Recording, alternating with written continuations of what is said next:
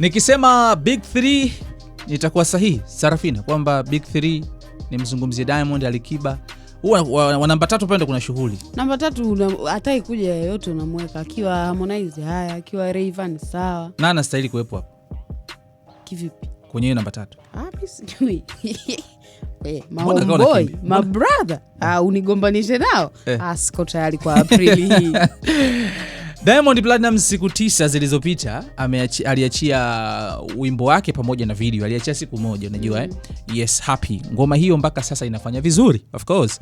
Akaja Alikiba ana siku 5 ameachia video pamoja na audio ya ngoma yake akiwa of course ni wimbo wa pamoja akiwa na Bien kutoka nchini Kenya. I don't think kama ni wimbo wa pamoja. Wameandika X sio featuring. Kwa sababu nilimsikia Bien kwenye interview yake anasema hii ni project yangu ya kwanza ambayo imepokelewa vizuri tangu niachie project yangu mwenyewe. Ukiangalia ameshashirikiana na Mario, ameshashirikiana na ile yani kikubwa hii haijaandikwa featuring. Mimi inanipa shida kulisema kwamba ni wimbo wa Bien peke yake. Ni wa Bien. Wameandika X maana yake ni kwa pamoja. Well, I don't know, lakini kwa vile nilivyomsikia kwenye interview Bien, naona ni wimbo wake. Yes, sasa lakini pia Harmonize ameachia Wewe, video yake ni moja kati ya video kali sana katika videos ambazo zimetoka mpaka sasa. Hii video kusema ukweli Harmonize ana deni. Unajua kwa kipindi kirefu mimi sio muongo. Harmonize amekuwa akiachia video za tia maji sana. Sio video ambayo unasema kwamba okay. Hapa investment kubwa imefanyika. No, unajua tuna compare, unajua kuna muda, jielewa. Kuna muda mtu anaweza kana achia kitu ukajua kwamba pengine ndo level yake. Lakini anapokupa kitu kikubwa unagundua kwamba kumbe ile sio level yake. Anajua nini ambacho anatakiwa kufanya. Kama nataka mseme ila anafanya makusudi. Harmonize ile motisha kuachia ngoma mikali, video mikali ni Kajala. Of course Kajala anapokuja kwenye maisha ya Harmonize ni mara nyingi tumeshuhudia mabadiliko ya Harmonize kwenye utendaji wake wa kazi. Hilo wala halina ubishi, right?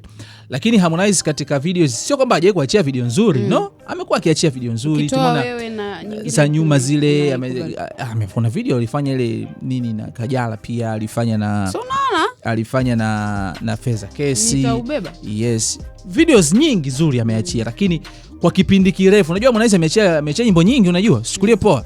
Yes, kwenye hizo nyimbo ambazo ameziachia katika sekta ambayo Harmonize hakuwahi kuonesha kwamba oya we hapa mimi nimeamua kweli, yani ni swala zima la videos. Huo ndio ukipenda kwenye Wewe nini? Theme, story, yani inakupa ile video. Sasa hivi ukiangalia uwezo ukawa na mawazo kwamba kuna video nyingine kumbe kama video fulani seti kama video fulani hivi. Yani video ambayo Ivan kusema ukweli amejitahidi sana. Yani amefanya the best. Kuanzia theme ya video jinsi ilivyo, story jinsi ilivyo, shots zinazopigwa mle ndani, ni classic video. Yani ni video ambayo ni nzuri kusema ukweli. Lakini video zingine kuna video zingine unaziangalia unajua kabisa hii video hii gharama yake. Ile video kiangalia tu mtu kwamba nimepoteza hela, unajua sasa kweli kuna hela imechomwa kwenye ile video. Hata kama kuna vitu alivifanya kwa labda msaada wa director, hiyo ni mfano. Yes. Bado wewe utaamini kuna tu pesa imechomwa, lakini kuna video ikifanywa unajua sasa hii video ni low budget. So hii video Harmonize amechomoka kweli hela. Lakini sasa bado sasa hivi ukiangalia kwenye digital platforms kweli kwenye trending anafanya vizuri. Audiomack alishika mpaka namba 1, alimshusha Diamond na Alikiba. Boomplay pia the same, right? Lakini YouTube Diamond ameshikilia pale namba 1, hataki kutoka. Sasa yule si unamjua YouTube uko na ufalme wake. Subscribers. Yes, lakini ukiangalia kwenye upande wa YouTube Diamond bado anaongoza kwa views. Yes, Happy na views milioni 5.3 something like that. Wimbo wa Alikiba una views milioni 4.7 kitu kama hicho. Harmonize ana views milioni 3. Ni siku 4 since ameachia video hiyo. Siku 4, yes, kitu kama hicho. Kutoka achia video hiyo. Lakini ukiangalia kwenye lese kama Instagram trend videos zile reels watu walizoshare, utagundua kwamba Diamond Platnumz wimbo wake kwenye upande wa Instagram umetengenezewa reels nyingi zaidi. Mpaka sasa ndani ya siku 9 toka uachiwe kuna reels zaidi ya 20,000. Okay. Yani ile audio imetumika kwenye reels zaidi ya 20,000. Okay, you can understand. Alikiba reels 5,000 na zaidi. 5,000 na haijafika 6,000. 5,000. Alikiba ni tunachangia yani yes, 5,000. Harmonize una 1,000 tu, reels 1,000. Umeona hizo gap kubwa ile kuwepo hapa. Hapa inamaanisha nini? kwamba ukiangalia since Diamond Platnumz ameachia video yake pamoja na audio kwa ujumla, amekuwa kipushi sana kupitia kwenye digital platforms. Content creators, sitaki kuamini kwamba wote wamefanya kazi bure, naamini kuna pesa ilitoka kuwawezesha content creators. Umeelewa? Kuwawezesha content creators. Na kweli matokeo tumeyaona. Reels zaidi ya 20,000 sio poa. Maana Reels kuwa nyingi pia inamaanisha kwamba hii video imefikia watu wengi zaidi. Afu Reels zinatembea kuliko kawaida. Yani inamaanisha kwamba huu wimbo umeingia kwenye masikio ya watu wengi zaidi. Wewe ukuimba huo wimbo. Unajua kuna wimbo unakutana nao kila ukienda unajikuta ukikaa. Yani ilifika stage mimi wakati nikiingia Instagram na mute sauti pale. Kwa sababu ukiscroll I'm so sasa hiyo. So muone na komwe lake. Kitumbo kama oya, huo wimbo naupenda. Nilikuwa jana nilikuwa na kuna watu nilikuwa na kabia bwana hii ngoma kali. Ilikuwa kwa Stukizi. Oya sikufichi. Muone na komwe lake. Kitumbo kama papai, unajifanya mpole na kumbe haufai, nikuokote mawe, naona unielewi. Ile ngoma ni kali nayo, lakini sasa unajua nilichokuja kugundua ni kwamba sio kwamba umekutana nayo sana. No, sio kwamba yule jamaa sio kama amefanya promotion kubwa hivi. Yeye anafanya video zake. Kwenye ni wimbo clip kizuri. Yaani ukikisikiliza mwenyewe you feel it kutafuta wimbo. Mimi nimeutafuta wimbo, nimesikiliza, nimeangalia na video yake. Umetoka na siku 4, video na siku 4. Okay. Na bad luck ni kitu ambacho natakiwa nikiseme hapa. Wasanii wakati mnafanya promo social media, msisahau pia kuambia watu waende kwenye hizi digital platforms. Kwa sababu unamjua mwenye wimbo? Aitwa Clickmaster. Ni producer mkubwa sana. Amefanya project kubwa sana Bongo. Mario kafanya naye Clickmaster kwenye ile album yake. Kafanya naye tena wimbo umefanya vizuri sana. Sijui ni wimbo gani nimesahau. Clickmaster. Yes. Ni producer mkubwa. Na pia ni dancer nini. Yes, so jamani multi talented. So kifupi tunataka niwakumbushe wasanii. Wasanii mnapofanya promotion za ngoma zenu kupitia Instagram huko, TikTok, msisahau kuambia mashabiki waende kwenye hizi digital platforms wakastream, kwa sababu yani unajua kama huo wimbo naokuambia mpaka sasa, pamoja na kwamba video wimbo clip zake zimeenda lakini video imetoka na siku 4, sasa hivi inakuwa na siku 5 na video mpaka sasa haijafikisha hata views 20,000. You can imagine. Ngoja nikaitazame na mimi. Umeelewa? Haijafikisha views 20,000. Lakini wimbo clip zake zimetoka siku nyingi, video ina siku 5 kutoka itoke. Lakini mpaka sasa views 20,000 tu haujafika. So nafikiri hii hapa inakuja kwenye swala la promotion. Watu wengi wanadhani wanajua kufanya promotion, lakini ukweli ni kwamba hawajui. Pengine wanajua kushare tu au kupost tu, lakini strategies za promotion, yani aim yako ya kufanya promotion wewe ni nini? Kwa sababu mimi nimeujua wimbo huyu kaujua, aim yako imekamilika? Yani wewe ulichokuwa unakitaka unafanya promotion. Alafu bad luck ni kwamba kipindi cha nyuma wasanii walikuwa wanategemea zaidi kupata pesa kupitia shows, kupitia nini. Sasa hivi shows ziko wapi? Yes. Bosi wa kwanza wa wasanii sasa hivi ni serikali. Tena serikali CCM. You understand? Kwa majira. Ndio bosi mkubwa wa wasanii sasa hivi. Kupiga shows hizi ni mara chache sana. Umeelewa? Kwa hiyo sasa hivi revenue kubwa wasanii wanategemea kupitia hizi digital platforms. Kwa hiyo sasa kama wanafanya promotion na kuachia tu Instagram na kuacha, mfano Spotify kuna namna kufanya sponsor. YouTube the same wanafanya. Tena YouTube wengine wanafanya mpaka wananunua ma views. Yaani kama hivi wanajigona. Kumbuka wimbo moja ama piano kwa kila ukiingia YouTube unakuta. Umeelewa? Hizi digital platforms zote za kusambaza muziki zote zina namna ya kufanya sponsor. Wengi wanaishia kufanya sponsor YouTube tu. Ni ngumu kukutana na msanii kufanya sponsor ads YouTube kwenye Spotify. Wengi wanafanya bora sasa walikuwa wanafanyaga na Insta siku hizi nao wameacha. Yaani Insta siku hizi wanawapa hela content creators. Sasa bora wafanye YouTube huko. Yes, bora wafanye huko na pia wapunguze kununua views, inasaidia kwa sababu unaongopea tu watu. Alafu pia aina ya challenge. Let me say this. Unaona kama huyo Diamond amepata hizo views nyingi. Unajua happy challenge yake unaweza ukafanya mtu yeyote. Hata ukiwa mtoni, ukiwa sijui jikoni, ukiwa unaokota kuni, I'm happy. I'm happy. Unafanya hiyo challenge. challenge ya Harmonize na Kajala ni ngumu ndugu yangu. Lazima uwe na bebe. Lazima uwe na gari. Yeye mwenyewe alisema hata mkokoteni ni fresh. Wewe nani wewe umemwona nani kafanya mkokoteni? Wapo watu wanafanya kwenye bajaji. Tunashindwa. Watu wanafanya kwenye bajaji. Inashindikana Ricky. Niamini mimi. So aina ya challenge yenyewe. Kwanza ndio maana nakwambia. Lazima msanii ajue ku create challenge yake mwenyewe. Trust me. Kuna gap la watu ambalo unaliacha ambalo ndo kimsingi ni gap muhimu sana kwako. Yaani unavyo create challenge kwa sababu challenge ni mfumo wa promotion na yenyewe. Sasa ukiwa una create challenge yako, angalia na watu unaowapelekea wata afford hiyo challenge. Sijui unanielewa? Kwa sababu hiyo ya Harmonize mimi nilikata nikaiangalia nikasema ila hii ya moto. Maana yake unaweza ukawa na gari pia ikawa ni gari fulani sio ya maana wanatakiwa watu waone dashboard. Pale watu waone kwamba gari ni gari. Sasa watu wanaona soko. Na sidhani kama yeye alicreate ile ndio watu wafanye challenge au ni mapenzi ya watu. Mapenzi ya watu itakuwa. Mapenzi ya watu ya? Lakini pia kitu kingine nimekirealize.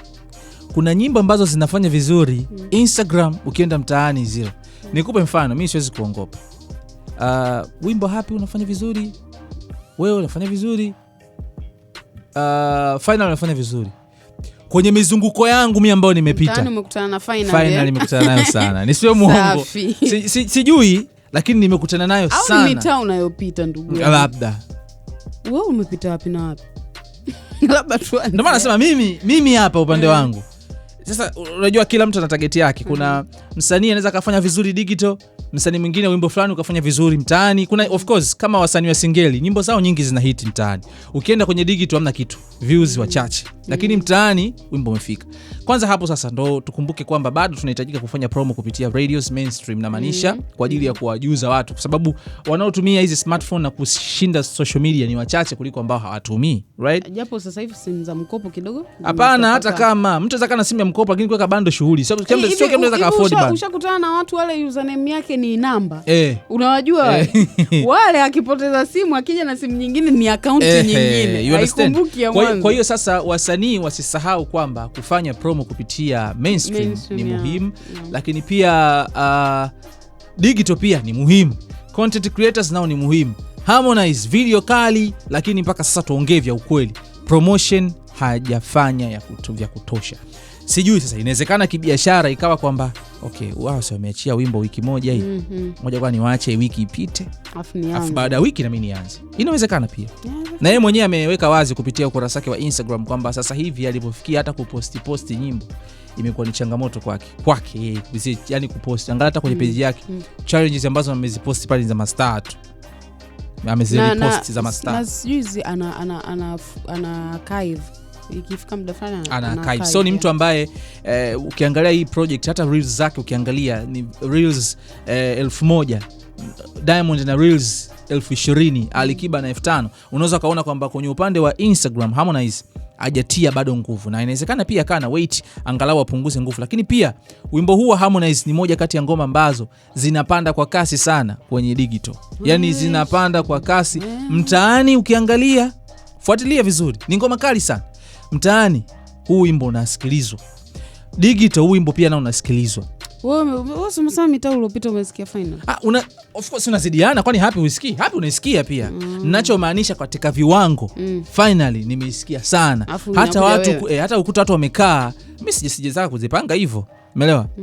Ukikuta watu wamekaa hivi labda sehemu wa mashikaji wamekaa, unasikia wengi wanasikiza finally. Unajua finally ni wimbo fulani wa kusikiliza. Happy ni wimbo fulani wa vibe. Happy kuna viwanja ukienda sijui lounge wapi Happy nalia of course. Lakini nimezungumzia kwenye maisha ya kawaida Happy watu final watu nasikiliza sana kwa sababu ni wimbo wa kusikilizika. Yaani mtu amechill zake ana shughuli zake ndogo ndogo anaweza kusikiliza Happy ila final. Lakini Happy ni wimbo ambao unahitaji uwe na vibe uwe na nini. So nao una sehemu zake ambazo unapigwa. Lakini pia Happy ni wimbo ambao sio tu bongo. Achievement nyingine ya Happy, sio wimbo ambao unafanya vizuri bongo. Ni wimbo ambao hata nje pia unafanya vizuri. Mbona wachezaji mpira, mbona mchezaji mpira ameshare. Ni wimbo ambao mtu akiwa kwenye moment yote ya furaha anaweza kuitumia. Lakini pia ni wimbo ambao Diamond hajataka kucomplicate. Nicho jaribu kuangalia kwa Diamond hizi series za nyimbo zake nyingi za international ambazo ameziachia. kwenye chorus ambayo ndio sehemu ambayo ndio selling point yeye kwake, anayatumia lugha rahisi na ni very simple. Happy, angalia chorus yake, angalia koma sava. Hata kama hujui Kiswahili, hujui Kiingereza, you can sing koma sava, happy the same. Unaimba wimbo wa Kiingereza target ya kimataifa, watu hawakujui wengine, you understand? Kwanza kukalili mistari yako sometimes waga ni challenge, lakini mtu akikatwa kisafa na koma sava au happy ni wimbo ambao, yani hakikisha kama unataka kutoka kimataifa, basi hakikisha ufanye wimbo ambao mtu yoyote anaweza akausikiliza, mtu yote anaweza akawa katika ile moment. Mfano wimbo wa mapenzi peke yake ni mzuri, lakini unaweza kuzungumzia mapenzi katika namna ambayo mtu yote kamgusa. Mfano single again, I'm single, very simple. Lakini ukiimba wimbo wa Kiingereza, una vionjo vya Kiingereza, unajifanya wewe unaimba ki-British. Na muda kusikiliza. We, tumeimba wimbo ila kweli. Nyimbo mfano nyimbo za Harmonize za Kiingereza ni nyimbo ambazo zote katumia Kiingereza rahisi. Hata mtu ambaye hajui Kiingereza anaweza kaimba. Kwa sababu watu wanafikiriaga watu ambao hawajui Kiingereza, ila akitaka atunge Kiingereza kigumu anaweza. Sasa hawezi kufanya hivyo kuwalizisha watu wengine wakati biashara yake iko vipi? Ukiangalia vizuri hizo nyimbo za Harmonize za Kiingereza ni nyimbo ambazo unajua watu wakifikia kwamba watu ambao hawajui Kiingereza ni wa Tanzania. Hapana, kuna watu ni Spanish huko, wa Hispania Kiingereza hawajui, wa China Kiingereza hawajui, lakini I'm single. Hata mimi naimba, yani labda ambaye hajui, hata mtoto naimba I'm single. Ana wimbo wake anaimbaga what do you miss? Sasa hata mtoto akaimba. You understand? Lakini kama unaimba nyimbo unaimba wimbo wa Kiingereza, afu unaanza oh my heart you get a what's your name? Konkala. Yes, yeah. We sahau. Bwana, mimi ni Ricky, nilikuwa na Sarah Finejeri and this is E Trending ya Ricky Media. Till next time, bye bye.